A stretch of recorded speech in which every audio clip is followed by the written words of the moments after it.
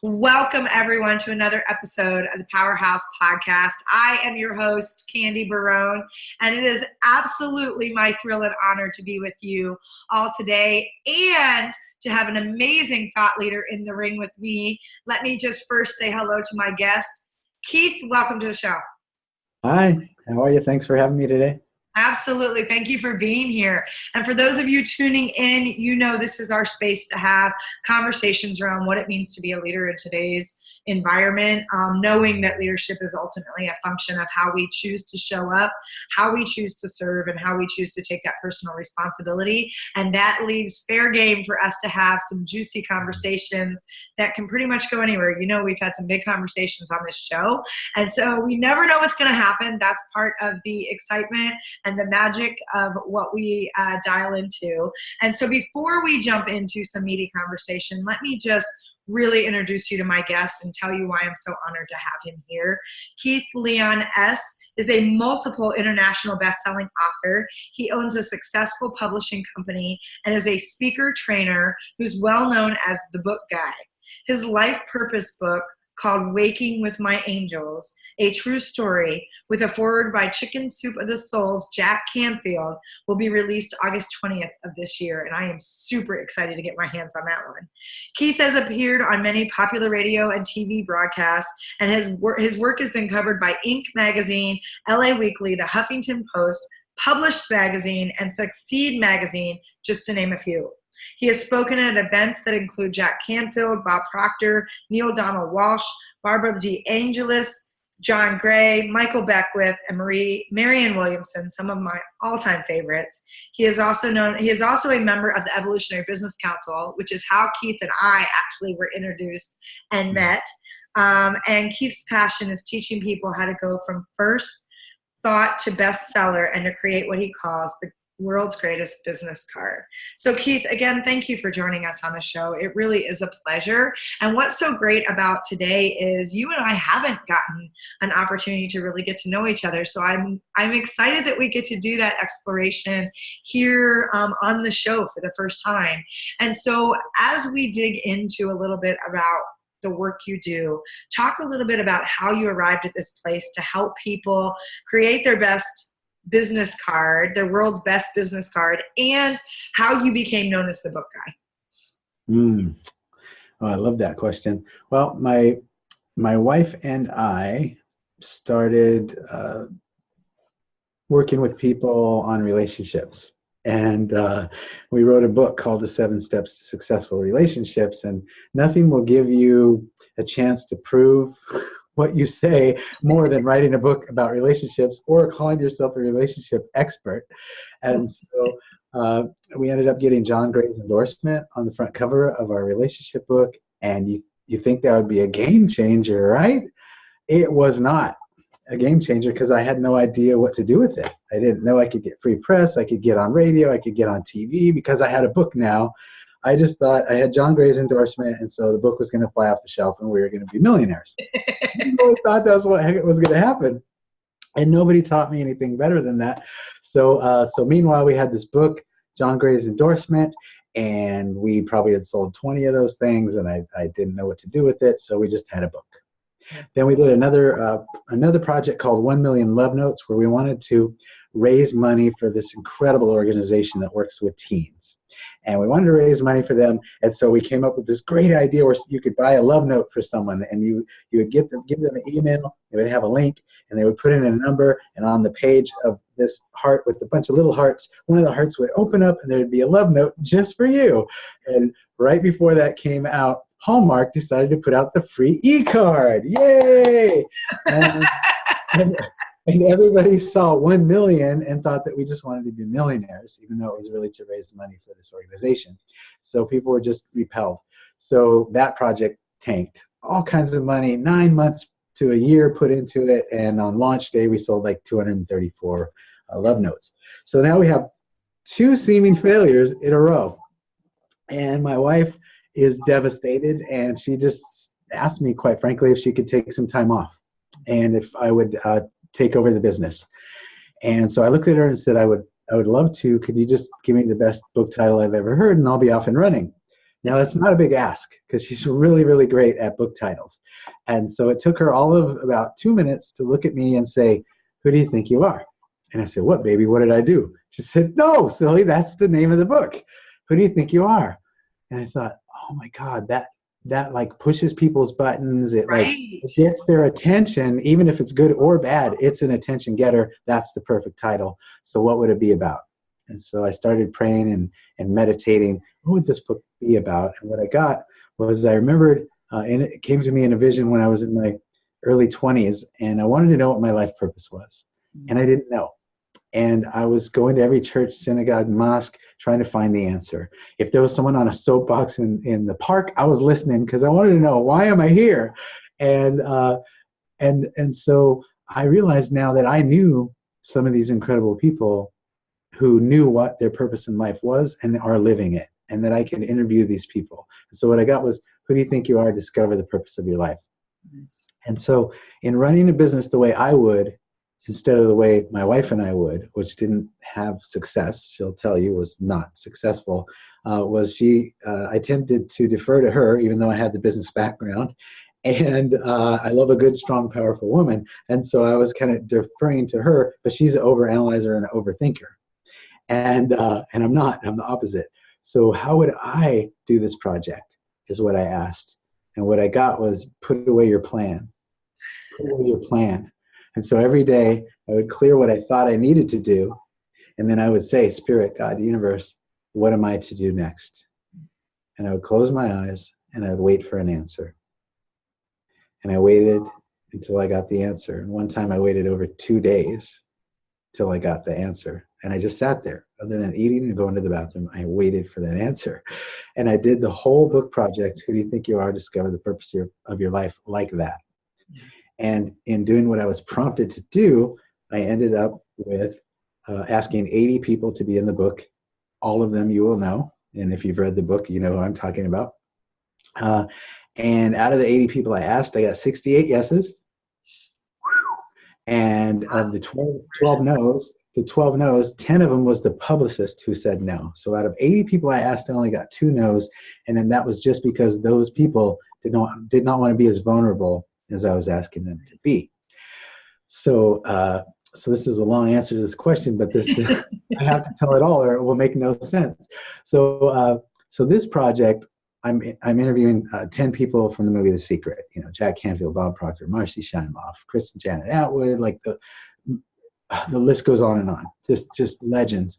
And so I identified those people I interviewed who I knew would be a great mentor. And I asked them if they would mentor me and how much would they charge me and when could we get started. And they all said, Keith, you're a doer, not a talker. And doers help doers. Mm-hmm. So are you still recording? Because this is right after I recorded the interview for the book. And I said, yes. And they said, here's what you're going to do. And so all the masters, all the top marketers, speakers, authors in the world, I mean, New York Times bestselling authors, took me under their wing and gave me everything they had. And so all I did was take great notes, implement on what they told me to do. And the difference was 20 books sold, book number 1, international bestseller, front page of Amazon, all books in the world being sold. And the most remarkable thing happened beyond that. 2 weeks before the book came out, Oprah held up Eckhart Tolle's book about life purpose and made it the topic of the world right before the launch came out. So my book launched. It got me right underneath Eckhart Tolle's book, the very front page of Amazon before they were doing subcategory of a subcategory of a subcategory. It meant front page of all books in the world. And then there was this algorithm that said, if you loved Eckhart Tolle's book, you'll love this book. Add to cart. $10 more, free shipping, add to cart. So not only did our launch 1.5 million emails going out that day, offering $8,000 worth of free stuff for buying a $24 book, we had already got there, but then that algorithm just kept it there and kept it there and kept it there and kept it there. So now, instead of speaking in front of 20 people, I am invited to speak in front of 1,000 people, and I am getting media, and I am getting going on TV, and I'm doing all those things that I didn't know how to do that they taught me. And I shared this story that I'm sharing with you now at the very beginning of all of my talks. It's what we call the earn the right. Why should you listen to me, right? Every great speaker opens with a story that explains and answers that question, so you'll unfold your arms and tune in, right? So I told this story that I just told you at all these events. And even though the whole talk after that was about life purpose and how to discover their purpose, they kept coming up to me and saying, hey, aren't you that book guy? Hey, aren't you the book guy? Aren't you that book guy? And I heard that so many times that I said, I get it, God, I get it. Until I am a household name like Jack Canfield, Bob Proctor, Marcy Shimoff, it's my charge to help other people to get their mission and their message out through a book. I'm the one that's supposed to do that. And so when I got a web address back then, said theycallmethebookguy.com. It's not active anymore, but theycallmethebookguy.com, because they literally called me the book guy. I didn't come up with that. I didn't name myself that. But I realized that I was the only person alive that had all the information from all those people, and it would have taken at least $1 million and probably 5 years to get what they gave me in that short amount of time. Oh my gosh, there's so much I want to dig into around all of that. I don't even know where to start right now. I have so many things just kind of whizzing and popping at the moment. And one is to go back to the space where, and I think, like I said, there's so much, and we're going to just dig into this a little bit.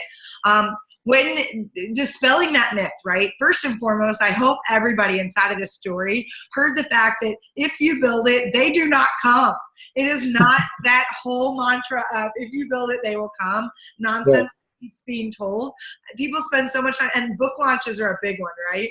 Because I ask people, because I've published 4 books. I've got another book ready to go. But it's one of those where people are like, oh, Candy, how do I publish a book? And my first question always is, what's the intent of what you want the book to do? Are you looking to be an Amazon or New York Times bestseller, or are you using it as an extension of your business card? Are you using it as a training tool to integrate a workshop or training that you're doing?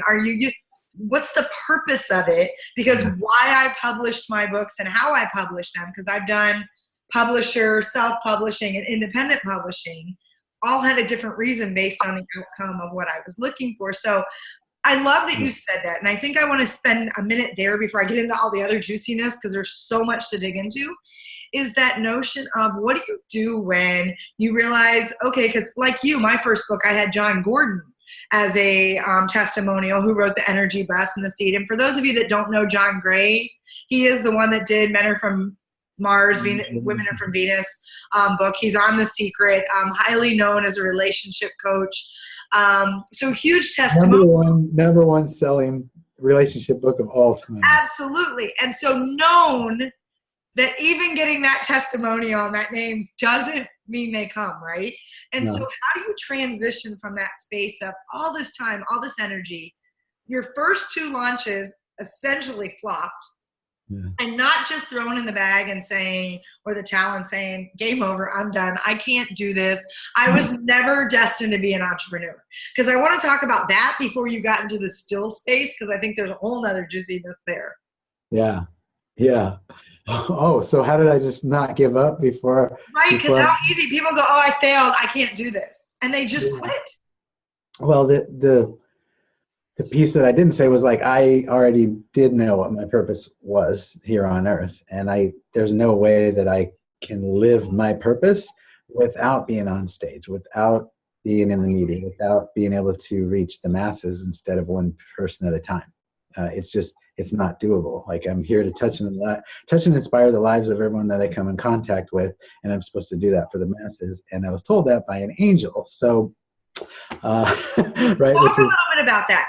About, and let's go there, because I know that this is a big space. And with your new book coming out, and I love, because I have a lot of people that really get fired up on the woo-woo space. And I keep trying to tell them that woo-woo is physics and it's, energy. And so when you talk about, because there's opportunities where we get messages and we get signs that we're not listening to. And I think everybody has that opportunity. I think most of us are blind or numb to receiving it. So talk about what it looked like for you when you got a message from an angel that said, this is your purpose. Because a lot of people are searching. They are searching hard for my purpose. What's the meaning of life? What's my purpose? And oftentimes they don't realize it's closer or right in front of them. And they open up access in a different way. So talk about what that was like for you.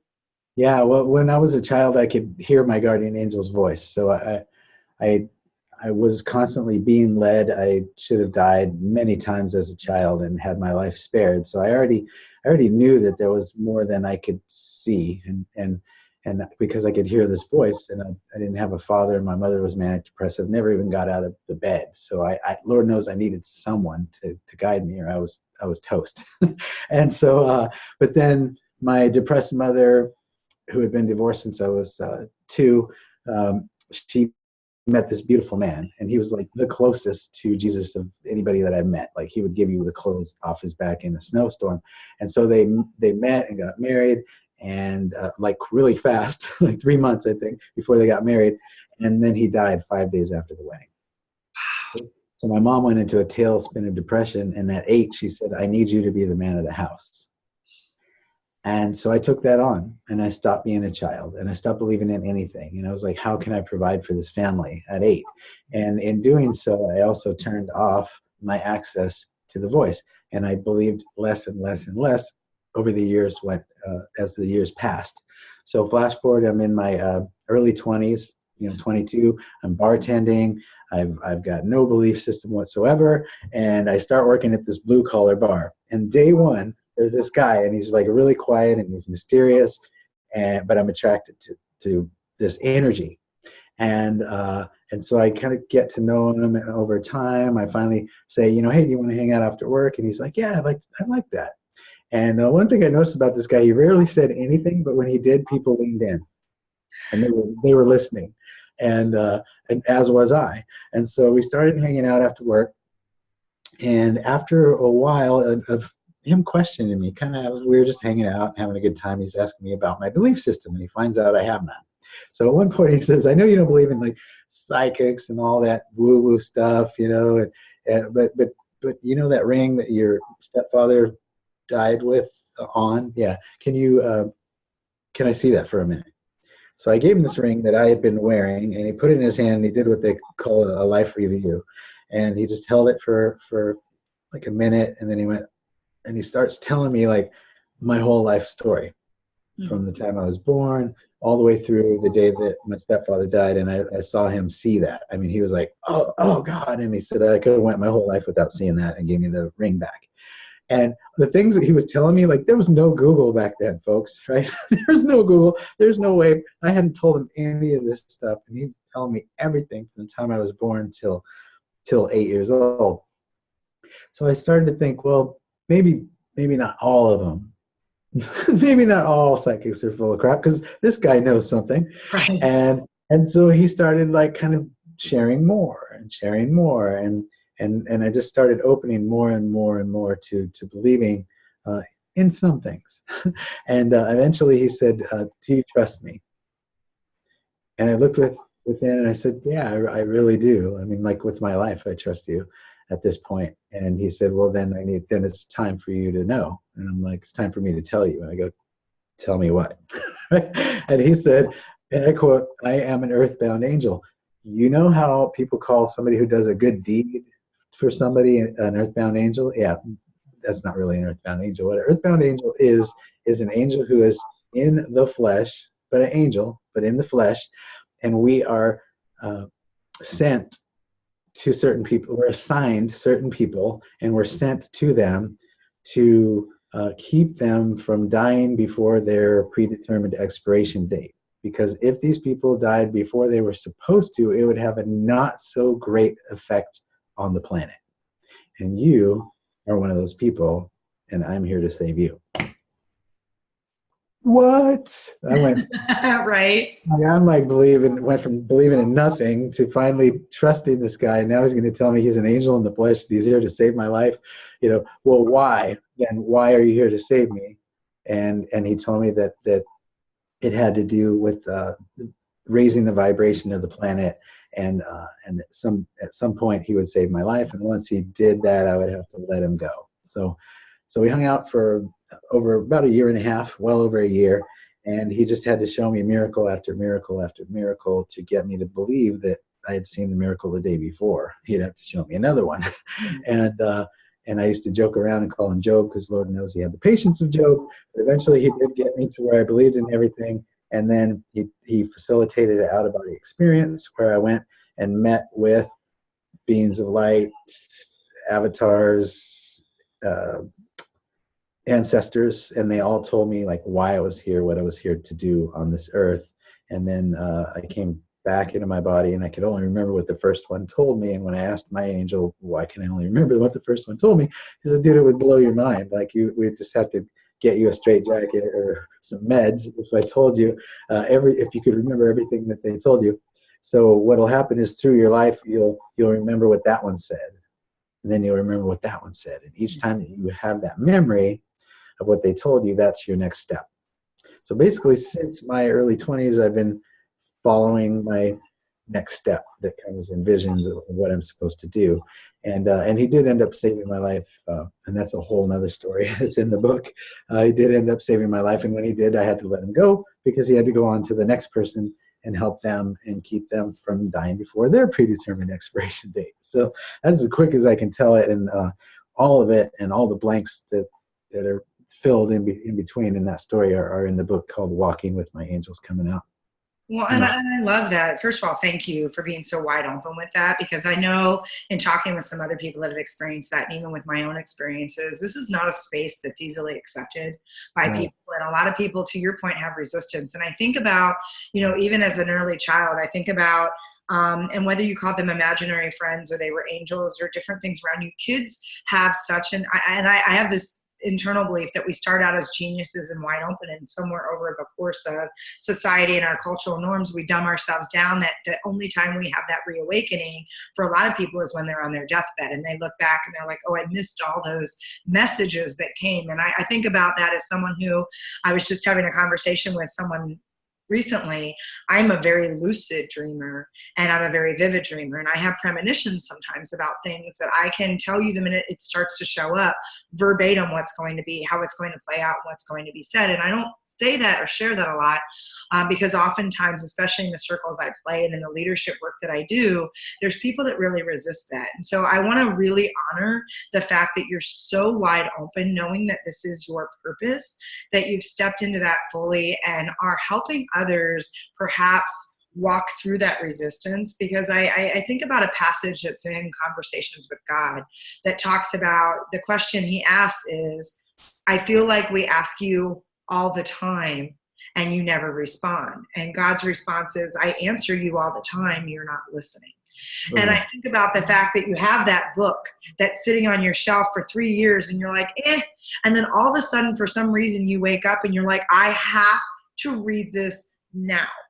And what we don't realize is those are messages that come in so many different forms. And I think to your story, it's what are we ready for, or what do we need that's going to wake us up to take that action to step forward into the gifts and into the light and into the purpose that we've been given.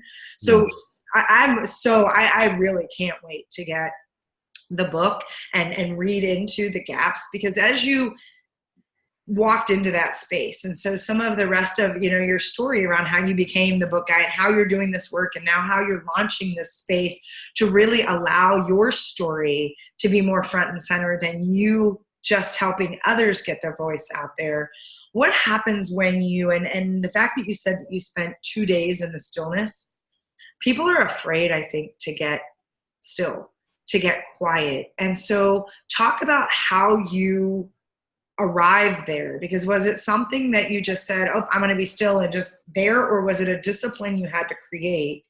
And once you got there, how did you trust simply staying until the answer arrived? Because I think people say, I prayed and nothing happened, thinking there's a time frame. How did that unfold for you? And was it just hey, I just knew, or was it a journey to get to a place where you could drop in? Yeah. And just a point of clarification, like I call it angels. Some people call it divine guidance, spirit, God, universe. Some people call it first instinct or inner guidance system. Right. Like it doesn't care what you call it as long as you call it. Right? That's my Amen. What you call it as long as you call it. So when I first started this practice, it was madness. So for all of you who have tried meditating and you're just like, this sucks. I appreciate the honesty, because I want people to realize it doesn't happen overnight. Oh no, it was madness because I just, my brain would just go off and think about what I was trying to let go of what I thought my plan was, but then my mind kept trying to do the plan. So I'd be like, oh, maybe I should call so-and-so. Maybe I should call so-and-so.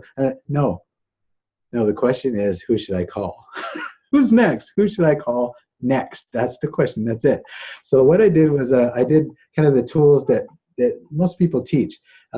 First was to listen to my breath and my breath only.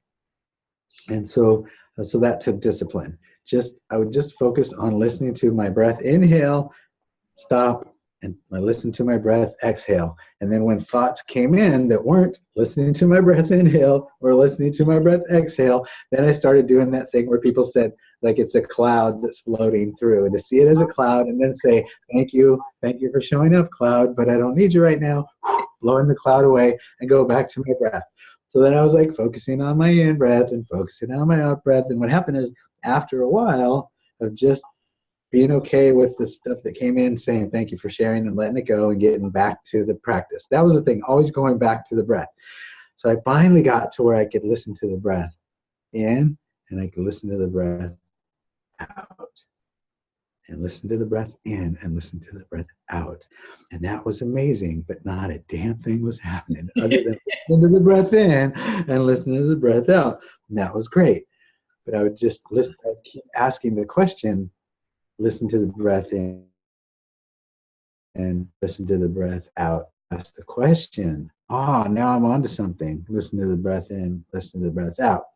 And I like to say that a lot can happen in the space between two breaths, because that's when it would drop in. I would take a breath, I'd let it out. Somewhere either in the exhale, between the exhale and the inhale, or the inhale and the exhale, I would go, and then I would get the answer. And then I would immediately act. Now that's the important part. Like the secret says, just sit there and wish for it, and it'll just Right. goes on like a wave. That's awesome, but once you have it, you have to get off your ass and do something with it. So I would immediately get up and do what I was told. And so that's what was amazing, was I would get the answer, do it, and whatever I was told in the space between two breaths happened exactly like they said it would. Like downloading the process where I would do an elevator email in written form, elevator pitch in written form. I call it an elevator email now. Like what to say and how to say it. It like downloaded into me in full. Like I just was typing like I'm possessed, like how to make this ask. And then I did this ask, and then I would send the email, and I did do the thing like in The Secret. I would, as soon as I sent it, I would see that wave, and I would do that right after the thing that we call best possible outcome, or BPO. And so I didn't say like, Bob Proctor will say yes before I sent it out. I said, what would be the best possible outcome of me asking Bob to participate in this project? Bob will see the vision. Bob will feel my heart. We will have a great connection, and we'll both be glad that we were on the phone call. That would be cool. Okay. And then I put it out. Because if I said Bob will say yes, and then he said no, that's a letdown, right? Damn. But if I said the best possible thing had to do more with energy and vibration and things that we could feel and sense, and I could feel that, then to get that would be the best thing.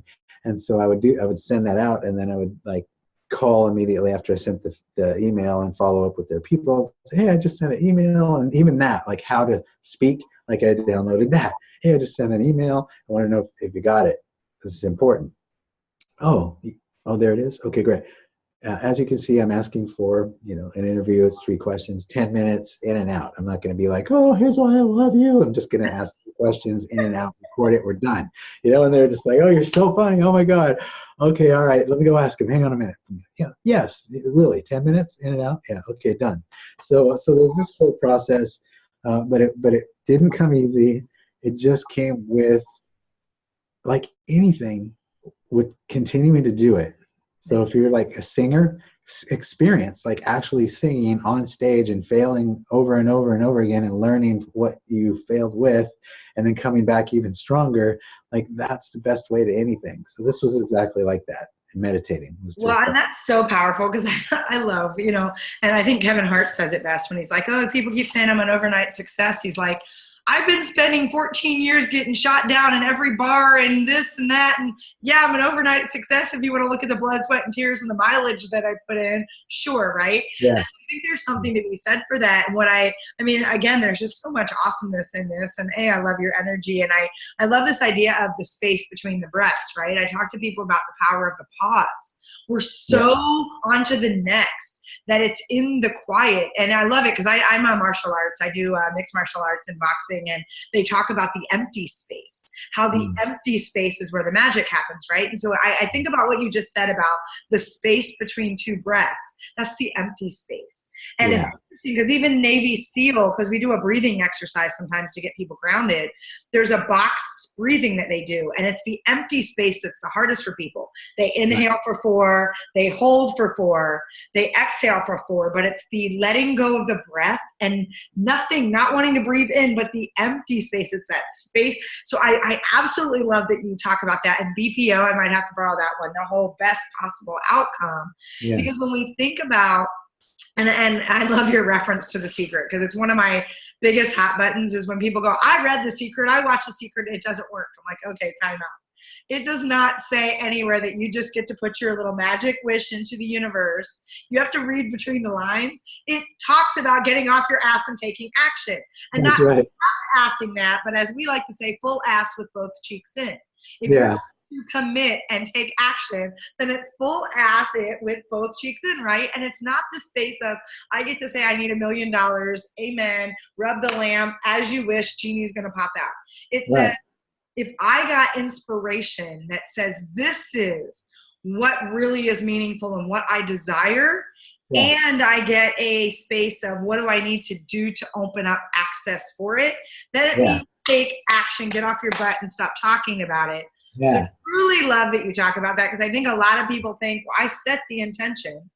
Intention without action is lip service, right? It's nothing more than great. The idea, because here's the thing, and I read something once, and I'd love your take on this, that we get inspired, that when you get it, I think it was Joe Vitale that actually said this, maybe someone else, I don't remember, but I was just reading Awakened Millionaire from him, so he's kind of front and center with me. But it's that space of when an inspiration comes, if you don't take action on it, that inspiration then moves to someone else. Because there is a real need for something to happen on this earth. The nod's going to happen for the person that steps up. Well, when I watched The Secret, instead of thinking like, I want to meet these people and get their autograph, here's what came out of my mouth. I want to know these people. I want to do business with them. I want to be friends with them. I want to get invited to their house for Thanksgiving. Right? These are the people. These are my people, and they're who I want to hang with. And I already knew Reverend Michael, because that's my spiritual center is Agape. So I already knew him, and I was one of the first people to see The Secret.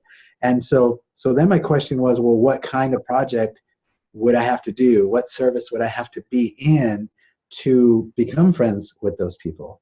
Which ultimately became Who Do You Think You Are? Discover the Purpose of Your Life. I had 10 people from the movie The Secret, and at the end of that project, that book project, I ended up with the 3 mentors I always wanted since I saw The Secret, which is Bob Proctor, Jack Canfield, and John DeMartini. These are my guys. These are my advisors, right? And some of them are on my board. It's just amazing. Like, and all this happened within 9-month period of time, from seeing The Secret to knowing these people.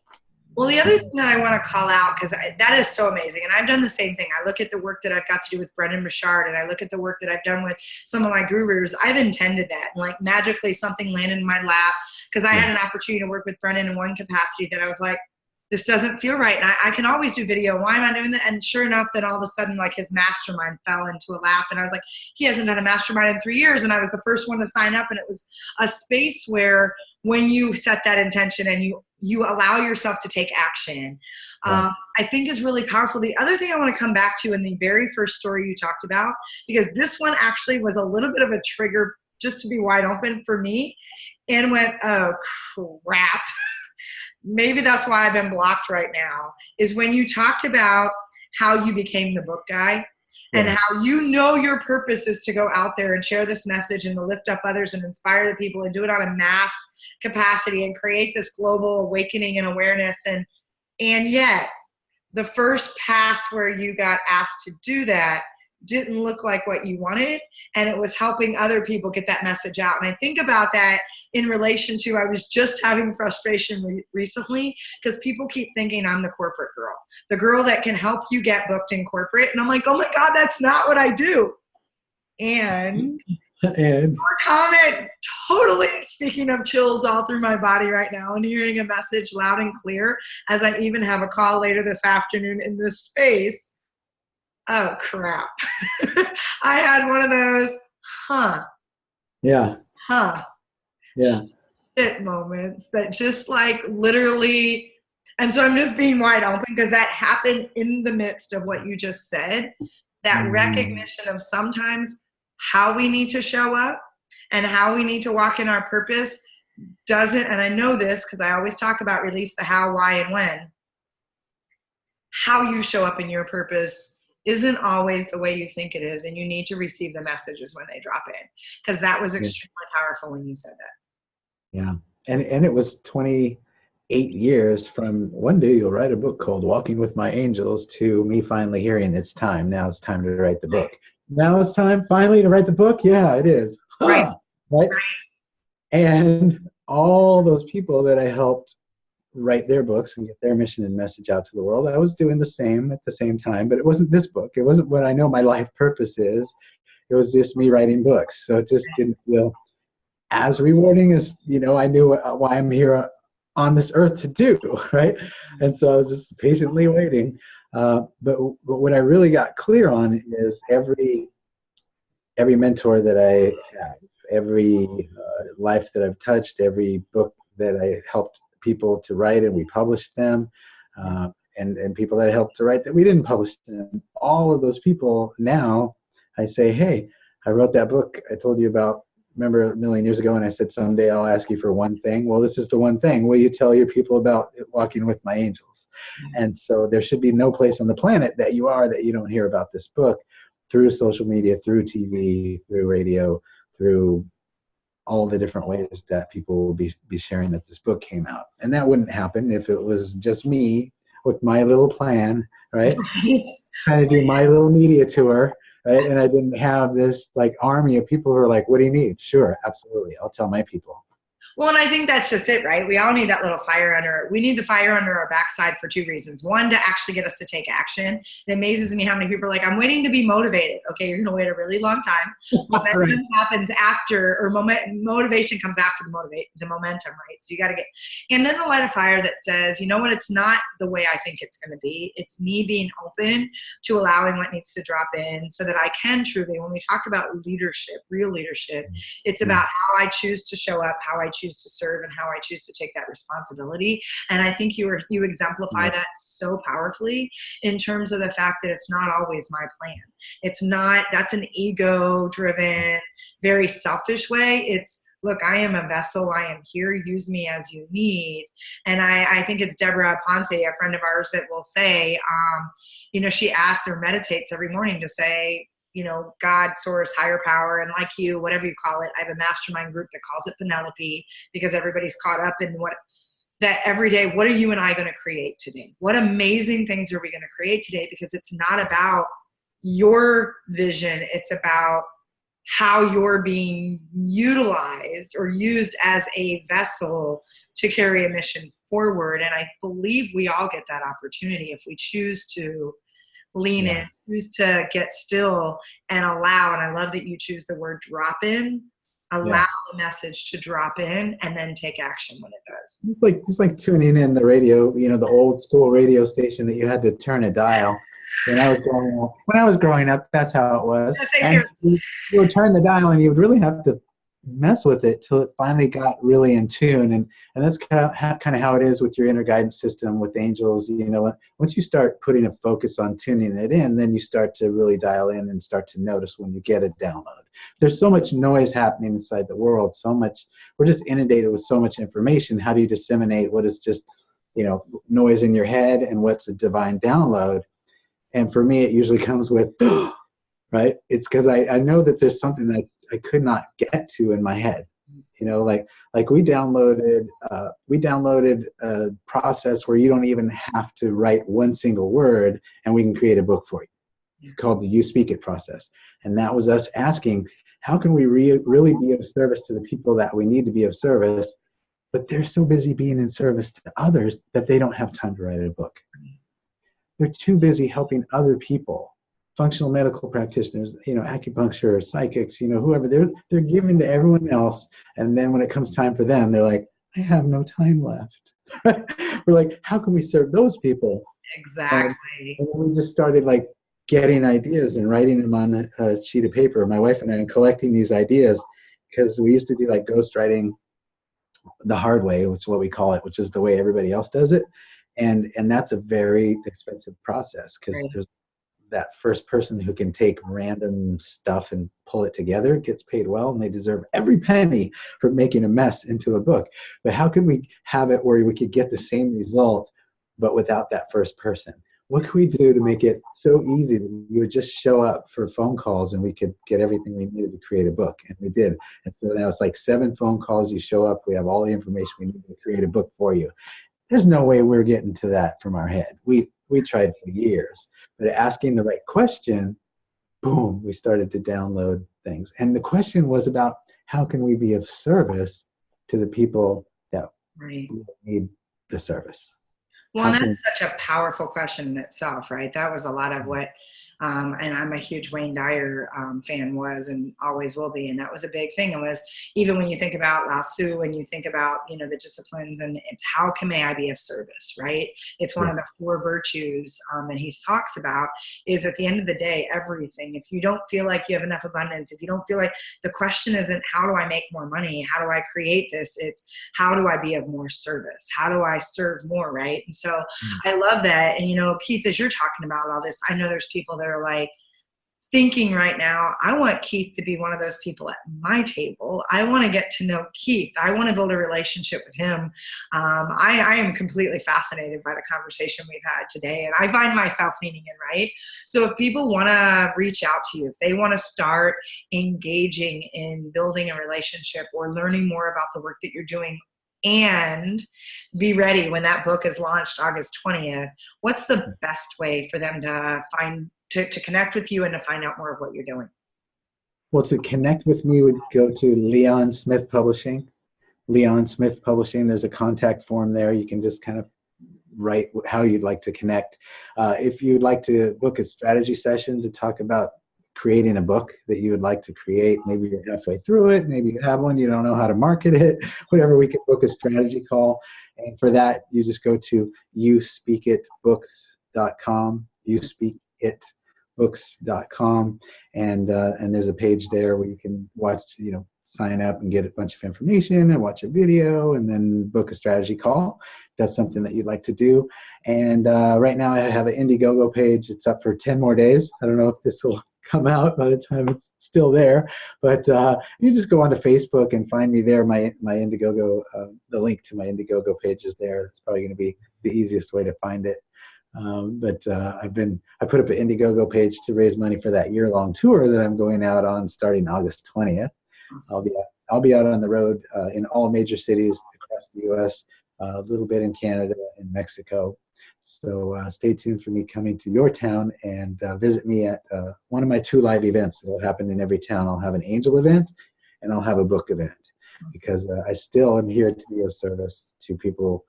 Like, I was told it was time to get my mission and message out through a book, but I was also told that I was here to help others do that. And so even though now it's time for me to introduce people to their angels, I still have that piece that is so juicy for me. And so I can do both on the road. So I'll have one day it'll be, let's help you write your book. Next day it'll be a whole angel event. And some people will want both. so it's going to be fun. Absolutely. So one, I just need to say thank you. One, for just who you are, how you show up, and being just so wide open today on the show. It really is an honor getting to know you, and I'm looking forward to diving in deeper. I would love to have you come back when the book comes out and talk more about how to tap in to our angels and more specifically in that space. So if you're open, would love to have you come back. And as we close, is there anything that you'd like to leave this audience with? A last thought or aha, or something that maybe dropped in for you since we've been talking? Well, I always end with the same thing. If you've seen me speak, you've seen me on radio, you've seen me on TV, I'm always going to end with the same thing. And that is that you make a profound difference on this planet. Mm. You who is hearing my voice right now, make a difference. And people take for granted that they think that we know that we make a difference in their lives. And so they forget to tell us. Mm-hmm. And so all the time we're making a difference. And a lot of times we feel like we're not making a difference in this world. And you are, with every hug, every hello. Like you may have said hello to some random stranger on the street. And what you don't know is that person was going to kill themselves that day because they thought that nobody saw them. Nobody saw them. And the fact that you looked at them, saw them, and said hello to them had them think, well, if that stranger saw me and they said hello, well, then who else sees me? And maybe people would miss me if I wasn't here. And like, you saved a life that day, and you didn't even know because all you did was say hello. So for all the people who forgot to tell you that you make a difference, I want to tell you right now, you make a difference on this planet. This place would not be the same without you. So thank you for being the gift of who you are in every hello, in every hug, in every action that you take and that you do on each day. You make a difference. I love that. I love that. We're going to end there. The fact that you do make a difference. And, it starts with you taking an opportunity to say yes to yourself. Because as Keith mentioned, there's a lot of noise and we need to destroy the noise and allow that to be somewhere else so that you can truly stand in a place to know your power, your purpose, and your passion. And I also want to reiterate, it's that space in between the breaths, right? It's that space to get still so that you can truly show up and serve others. And as we like to say, you don't know who, you don't know how, and you don't know to what level you can affect, influence, or impact change for another person simply by showing up.